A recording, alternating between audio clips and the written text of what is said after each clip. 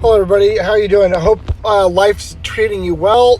I just want to show you some fun that I'm having as I'm slowly starting to max out these new gold heroes. I'm really excited to show you guys a little bit about Meyer, and then of course it'll be a creepy authentic production whenever we finally get some PvP done. So first off, let's talk a little bit about Meyer. I actually like him a lot. One of his abilities I was huge for getting, and as far as getting him a character made that did what he does. So first things first, he's a fast caster spirit. Ethereal, takes 20% less damage. He doesn't drop below 1 on round 1 unless it's shield piercing, then he'll die. Fast, turns a blind eye, takes less damage from AoE attacks. Adds foresight to your allies, that's nice. Armor's Bane, takes less damage to him, does more damage from him. So same thing as Theron there. Just think Theron. Immunize. Each ally healed will gain Impervious. Cannot be poisoned, burned, frozen, chilled, shocked, nor diseased for 2 rounds. So that's a great thing, because 2 of his ideas allow for healing. And then if he puts Swamp on somebody and they attack them, then they're going to be immunized. So Boglight. Range basic nature attack, chance to add Swamped on crit. So once again, so if he puts a crits on somebody and they have Swamped on him, whenever one of your allies attack someone with Swamped, they're going to get healed effectively by our man Meyer, and then they're going to become impervious. So every character in the game now can now be Hiking Valken or Emily or something like that, because now they can be impervious. All right, so Verdant Vitality. Heals 8,791 health, split between all allies. Applies cleansing regeneration to all allies for 3 turns. All spirit allies gain Ethereal. So Ethereal lasts only 1 round. But let's say you use this in round 2. Now your Shades, your Archons, and even Meyer himself will have Ethereal for another round, which is a great thing. Also, that healing can go up with more skill. Okay, so if you want a Psycho skill Meyer, that's not necessarily a bad thing. Bog Blessing, this is one of my favorite abilities. Probably in the whole game, actually. So, ranged nature attack on all enemies, 1,866 base damage that heals allies for 120% of the damage dealt. So, this person heals more the more damage he does. Just keep that in mind. Lowers the skill, max health, and applies Swamp to all enemies. Starts powered. So now, imagine hitting enemies and them losing skill. Okay? So imagine hitting enemies and them losing max health. So, for example, I don't like using this in round 1 very often. And the reason why is because I don't want those lilies in oak form to get off easy, because I want them to have reduced skill. I want them to have reduced max health. And of course, the effect of the skill loss and the amount of health loss is based on Meyer's skill. So I'm definitely going to want to try to save that for round 2, especially if I'm fighting like an oak lily or something like that. That's whenever I'm going to make her pay. And then of course, if I crit, I get Swamped applied to my enemies, and then as my allies attack, they heal even more. So Meyer's really good for stuff like that. Lastly, Nature's Reclamation. Range spirit attack for 3,215 base damage. That's really good base damage, by the way. That drains 1 energy, steals all buffs, and adds them to the caster. Adds 1 energy and increased defense of all spirit and nature allies for 3 turns. So that's just a great ability. If you have enough Festers on her, you can throw that on someone right away and take their energy away. So now you have pretty much a solar shot, because you got blind eye, you got fast. So if you got 4 festives on Meyer, you could throw it like a solar shot from Deadeye and take an energy away from Lily, so she never casts vines. And then in round 2, whenever she's out of her vines form, out of her oak form, you can cast the Bog Blessing on her. As it stands, this is my build on her. Defensive, skill, attack. He's not there to do damage. Not for me anyway. I could switch that around and make him much more offensively. But now let's do what we love to do, and that's a little bit of fun teams. So, a fun team that I've been using a lot is really simple, and we could use it right here. You go right there. You go Sybil. You go Mire. You go Shade. And you go there. I can use this team pretty much against almost everything except for like really good Rayla Aria teams. If you got a really offensive Aria, it could really hurt this team.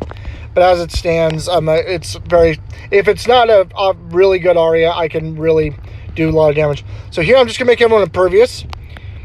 Right here, I'm just going to throw a little bit of fear on my man Valken. And once again, so my whole team's impervious now. So this artillery should normally freeze Mire. It should also normally freeze Sybil. I should normally be caught on fire right there from those follow-ups. And then here we go. Well, so far so good.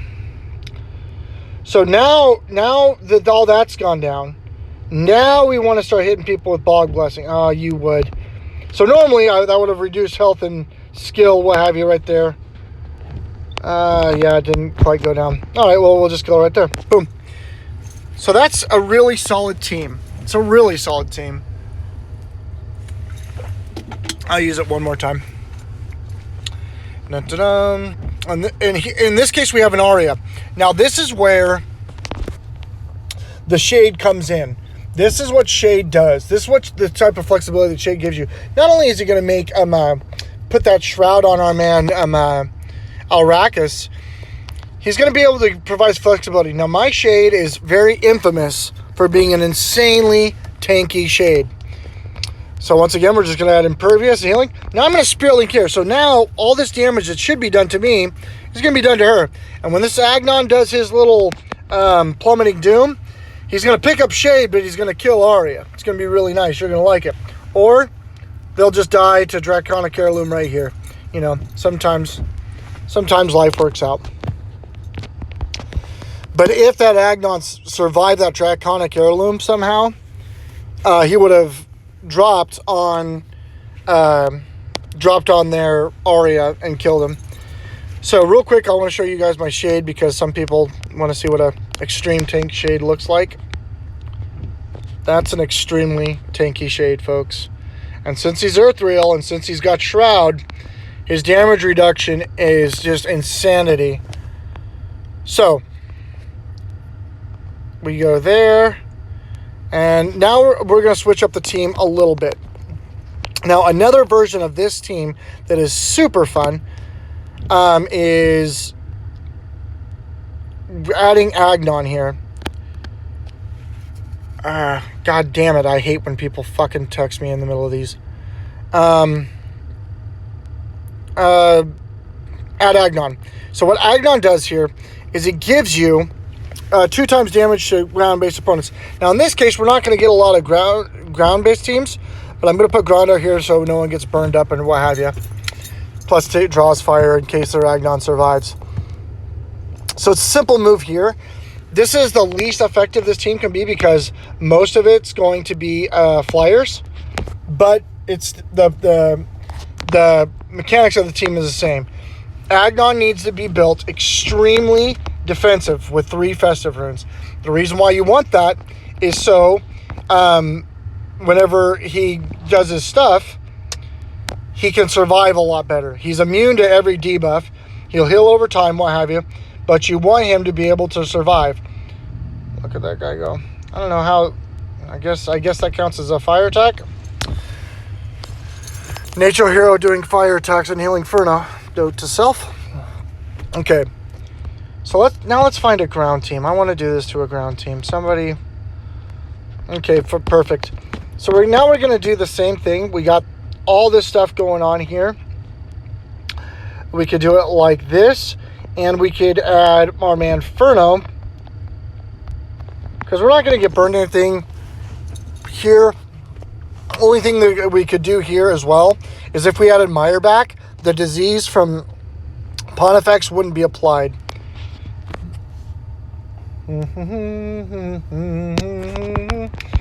Once again, Tongue Lash. Take all these buffs, take all these evasions, take all this stuff like that. So Sybil, as she is just extremely good because no buffs, no tank runes, no taunt runes, no evasion runes. None of that stuff matters because Sybil will immediately take it. Extremely handy to have right now. Now, the reason why you have the 3 festives is Terror Storm. Now, imagine going in between rounds now, but now your characters are afraid. Now they got fear, so they're going to take 109% base damage from Draconic Heirloom. Watch this. Watch these people just falling over from Draconic Heirloom in fear. Me gusta, Ria. Me gusta. Me zusta. All right. So, now, let's do another one of my favorite teams. So, now we're going to keep everything the same. We're going to keep Agnon there because he's a warrior. And then with just a measly 2 festives. Uh-oh. What do you got here, Brad? Uh-oh. What do you got here? So now we got all the utility of Archon. All the utility of, and the synergy that Agnon brings. Because he's a warrior. He's going to get the bonuses from Archon as well. But then we get the ability to do some great, great things to opposing teams. Such as, but not limited to that. So now we have an extremely dynamic offense. One that's got survivability. One that's going to do constant and immediate damage. And one that allows you to do some really great things. And once again, the only thing that I wouldn't really bring this to is, for example, I wouldn't bring this to like a Rayla Arya fight. I think that could get dicey fast. Right about here is when I'm wishing I had Meyer. I'd fix that right up right now. Bang. Well, so far so good. And see that 41k damage right there? 20,500 of that came from Agnon just being on the team. So it's a super nice build. Also, god dang, dude, like how does this guy not get like just a huge, colossal waste of time? So now let's say you don't want Sybil anymore. Although I strongly suggest having, because that eliminates the chances of missing and stuff like that. But you can put Meyer on this team because Meyer's the spirit. And Meyer's going to power up Archon as well and provide some of that healing we was needing last time. And a stack of foresight. So you see how these teams, just little tweaks, and they just kind of add to how dynamic they are. What a colossal waste of time that was. Lastly, but certainly not least. Alright, let's see. I don't understand why I get these just garbage defenses, man. Garbage defenses. Anyway. So here comes this. Once again, my Meyer's built pretty tough. And, well, you've seen it there. I can just detonate here, clear all the buffs. Now everyone's hurt. Some buffs are gone. I'm just going to go into Bog Blessing. I'm going to do some skill, so we'll reduce the crit chances. You see that? Notice there, in that bit right there, he didn't crit. And if their Solaris survives this, and she will because this is a spirit attack, but the healing from her flames will be reduced. So, no crits there, and she didn't really heal anything. And right here, I'm just going to go into Hardened Assault and kill him. So once again, little tweaks. Once you want to start understanding these synergies and start thinking laterally, you can see a lot of synergies, and a lot of these teams just build off each other really fast. So this is a great situation for my Meyer idea. Okay, so we're going to use Bog Blessing right away. We've already got the Foresight from the Shard of Darkness from Meyer here. So we got these stacks of Foresight built up. We're not silenced. I'm just going to go right in here. I'm going to clear some buffs.